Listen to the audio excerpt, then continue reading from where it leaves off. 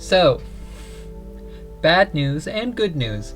In the middle of last time I was recording, I'm not sure whether it was the recording software, the game, or just my own incompetence, but for whatever reason, it didn't actually record. But luckily, I did save right before recording the last episode, but unluckily, this means I'm now gonna know stuff a little bit in advance. But I then intentionally waited a little bit, in part because I was frustrated. So hopefully, enough time has passed now that I won't remember everything, and I'll try and do my best to pretend like everything I see is still new to me. So, that said, yeah, I just wanted to give y'all the warning. So, your choice will impact Caden's path going forward. I spent a while thinking about this. It was not recently anymore, but it was long enough ago that redemption. Because as good as freedom is, other people's opinion shouldn't define you, but that doesn't mean that you can do whatever you want without impunity. So, redemption. You can't just keep wallowing in your own self-pity.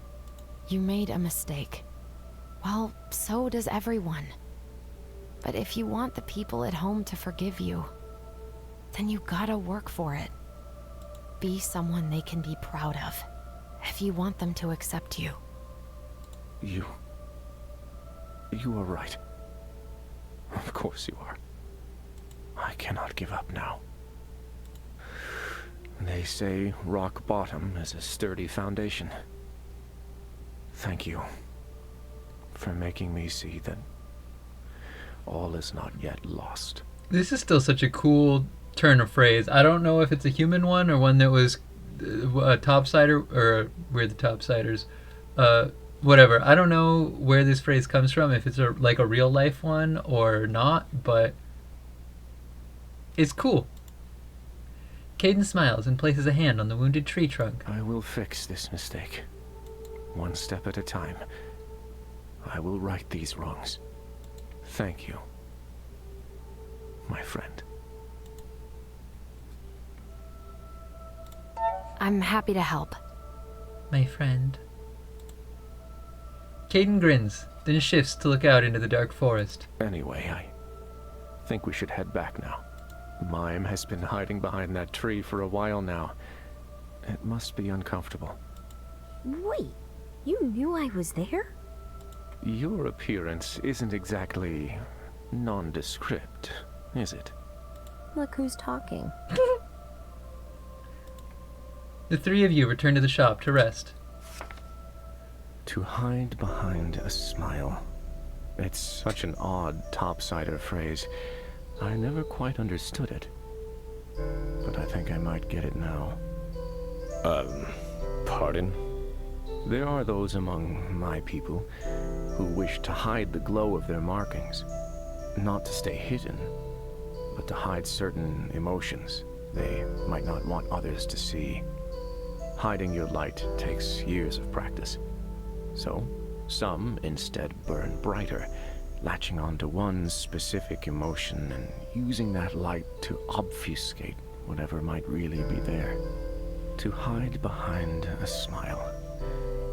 It's interesting to know topsiders do the same thing. I feel oddly attacked right now. Cool. And now we'll go to the flower shop so that we don't have to advance the quest.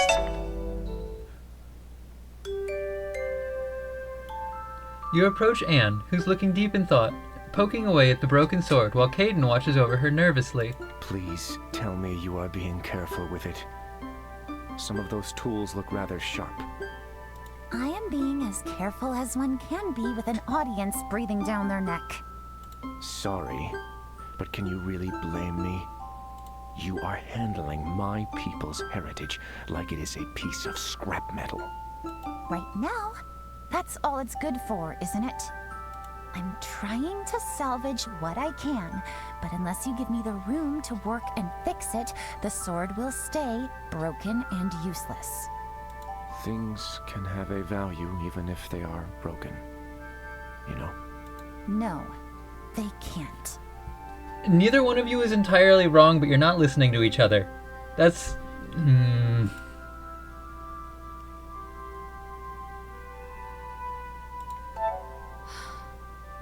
Please don't fight. We're all on the same side here. Alethra's mercy. Well, you say that, yet the Outlander keeps breathing down my neck as though I will single-handedly dismantle his civilization. Fine, I'll try to give you more space. Artemis, won't you keep an eye on her and make sure she doesn't go overboard with those tools of hers?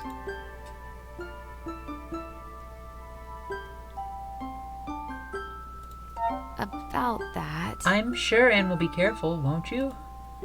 You shoot the mage a look and she sighs, pinching the bridge of her nose with her gloved hands. Yes, I promise. Now let's get down to business. Since you're here, I might as well go through all of what I've discovered so far. Okay. Sure, tell me all about it. Oh no. My pleasure.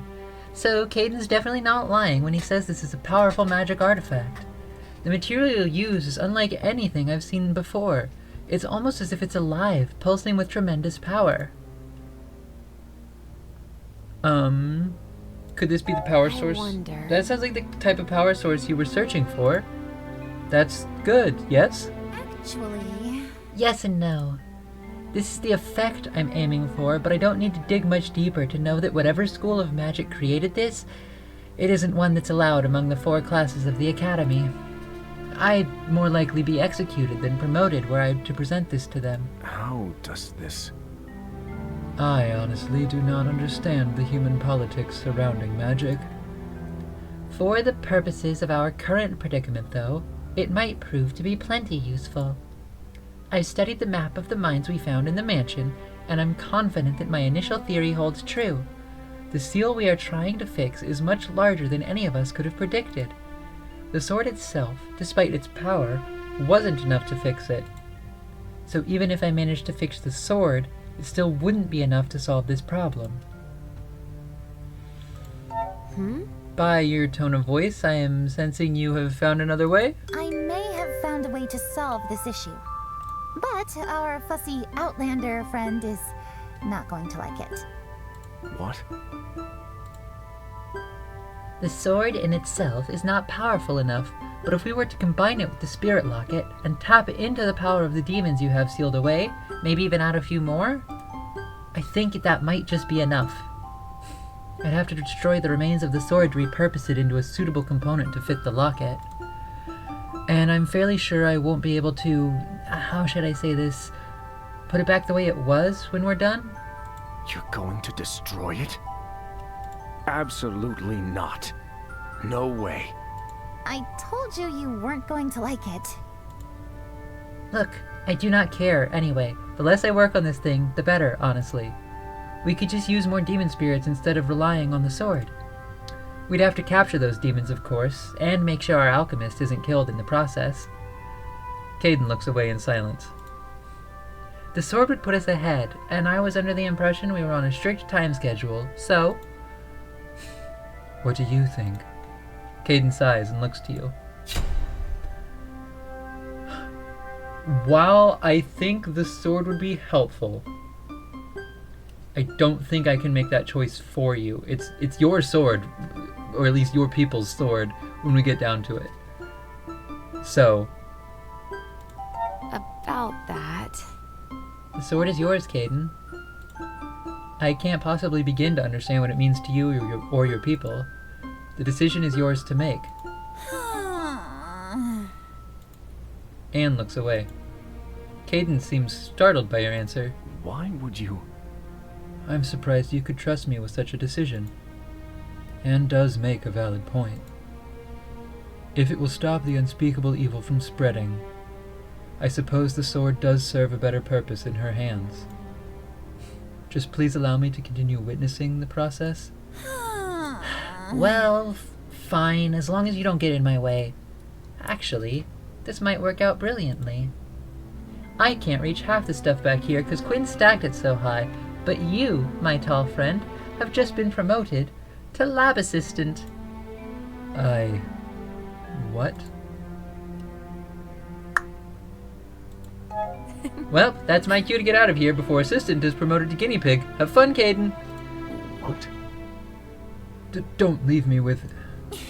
You can start by fetching me the vials from the top shelf. Careful, it will burn off your skin if you get it on you. Mercy. Mime. About the forest. I'm truly sorry. Caden, you know I don't blame you for any of that. But your home, I destroyed it. Took it away from you. I can never repent for... Sure you can. We're all here because we're trying to fix things, right? Even so, I'm still sorry. Oh. Alright, we're still at the flower shop. We could also go to the market to hang out with Caden. But I think first we're going to be at the flower shop since we're at the flower shop.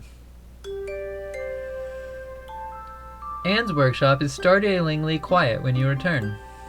You find the mage not busily welding together new metals, but instead leaning against her desk, reading what appears to be a letter.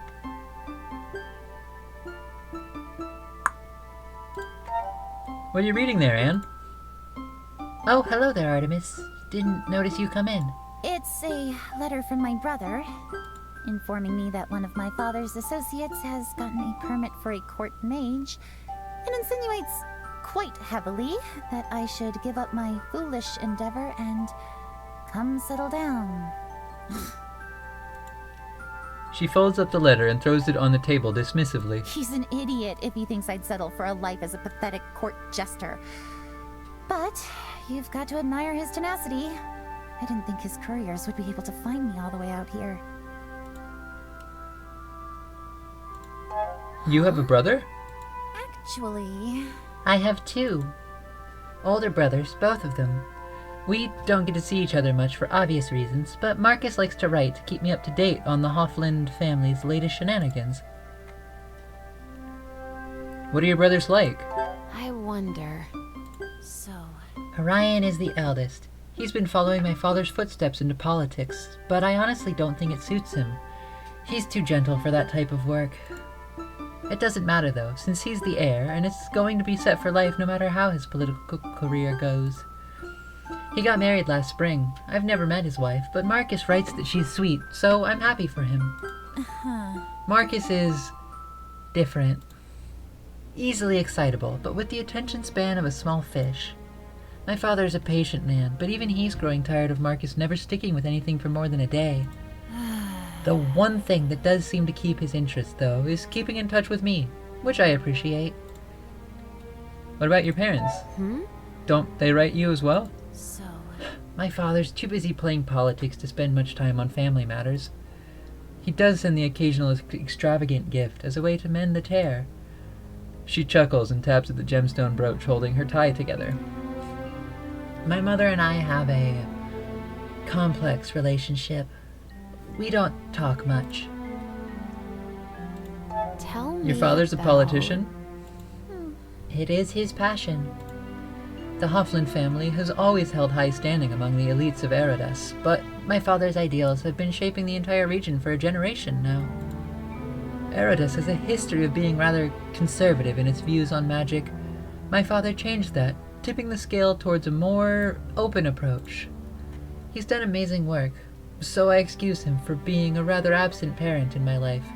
He would never have been happy if he'd had to put that part of his life behind him. Well, Think of it this way. You have your very own insider in the government. Maybe you can have him cut mages a bit of slack for you, eh? If it was that easy to get anything done in politics, the world would be a very different place. Let's talk about something else. Your father is associate? tell me about... When you frame it like that, it sounds rather sketchy. Oh, that's because it is. I love my father dearly, but I am not a fan of how he uses our family's power to bend the rules to his will. Your family's wealth? Really? My excessively long name didn't give that away? The Hoffland family is one of the oldest noble lines in Eridus. It's of no use to me, however. I escaped that circus when my mage abilities were discovered, much to my family's chagrin. Court jester? What do you mean? What do you... Yeah. So, You know how towns have to qualify in some way to be allowed to have a mage move in? Well, some noble families got tired of their offspring ending up all over the empire, so they rigged the rules so that big estates or courts could qualify as a town too. So mage children from noble houses go to the academy to learn pretty illusion magic, and then return home to live off of their family's wealth as entertainers. Why would I ever want that for myself? Spending the rest of my life humoring a bunch of corrupt nobles? What a joke. You should do what you love, About no matter what that. your family might think. My thoughts exactly. My family doesn't understand my dream, or why I work so hard to reach it. They're simply projecting their own hopes and wishes onto me. It doesn't make them bad people, but it means I have to contend with walking this path alone. At least until I succeed, then hopefully they'll realize that this is what makes me happy. fascinating. It's funny. She turns to you. In a way, I think you understand me better than they do. We might not see eye to eye on some things, but you have at least experienced the same as I have, and have chosen to support me, even if you don't agree. That means a lot to me. Anne smiles up at you, and something in the air is shifting. Uh-oh. What do you feel?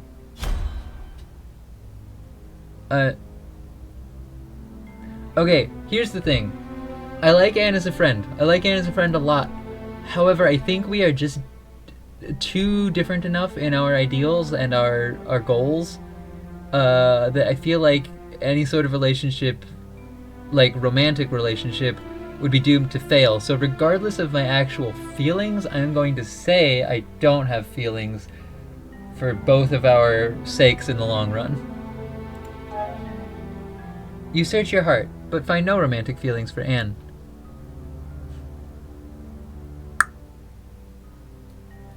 Tease! Sounds like you're warming up to me? It's difficult not to want to be friends with someone as charming as me, I suppose. Charming, huh? Well, since you claim to be such a charming friend, you must be just the one I need to help me move all these boxes over here. It would help me greatly, oh great friend of mine. Sure. I can do that no problem. Probably. You spend the next hour helping her move stuff around the workshop. You know, when I first saw you, you seemed rather intimidating.